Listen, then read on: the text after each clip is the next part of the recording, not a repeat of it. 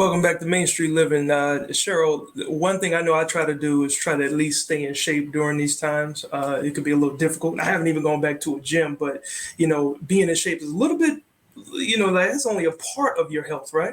Oh my gosh, there's so much that goes into your immune system and staying healthy. And do supplements really work? I mean, are the things that we're doing work, or is it all bogus? So our next guest is going to break it all down for us. And it's Dr. Romy Block, and she's the co-founder of Vous Vitamins. So thank you so much and welcome to Main Street Living. Thank you for having me. So is it possible to even boost our immune system, or is that just something that companies are telling us we can do? Well, I think that it's really important to remember that it's for the long haul, that we're looking at overall health, and that is going to really help your immune system. So what you guys were just talking about, making sure that you're exercising and you're, reducing stress and eating a healthy diet, those are the best overall pictures for the long game, to make sure that not only are you in tip-top shape for fighting coronavirus, but that in terms of living your best health. Yeah, so true there. And then what about foods with helping our immune system? And is it really better, if we eat some things like pineapple for inflammation, or should we take supplements? What's the best way to go about it?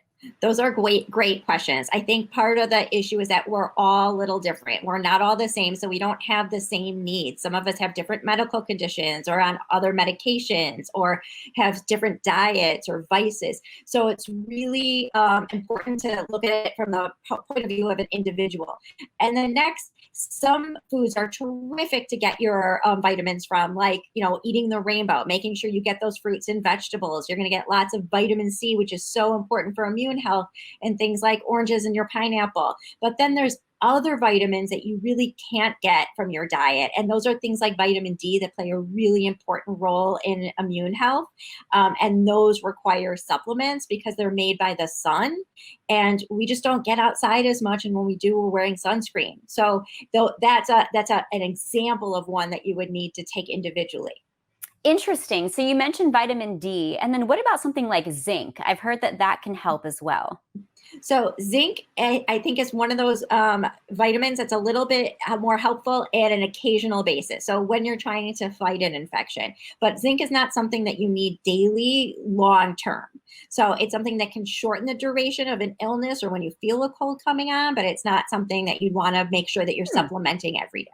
Okay, that's good to know. And then once you start, eating better and taking some of these supplements like the vitamin D that you recommend, when will you actually start to notice a difference or feel better? I mean, is it instant or does it build over a period of time? Oh, I love that question, because I think people really do feel like, okay, I did it for a week. I did it for a couple of weeks.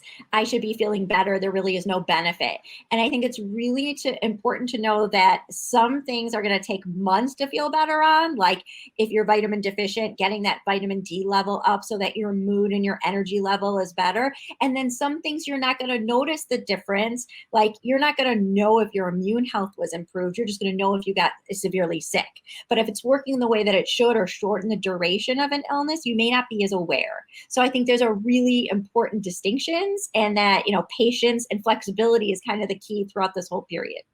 So you have to be patient, because that's how you know if a supplement might be helping your immune system, right? Or exactly preventing you from getting sick, hopefully, if you, do the right thing. So hopefully. That's really good to know. Now, what about taking too much of a vitamin? I mean, I know some of it will go right through you and come right out, like I think vitamin C, but can you overdose in certain vitamins? You 100% can. And I definitely hear that a lot, that patients think that they can just take what they need and your body will kind of pick it out and you'll just urinate out the rest. Some of the vitamins are actually fat soluble and can build up in your system and last a long time and cause a lot of problems. So you don't want to be like, if a little's good, a lot must be better, because a lot, if you don't need it, can be harmful. And especially in a situation like vitamin D, it can cause problems with calcium and kidney stones. So there really is an equilibrium of what your body needs to maintain its health.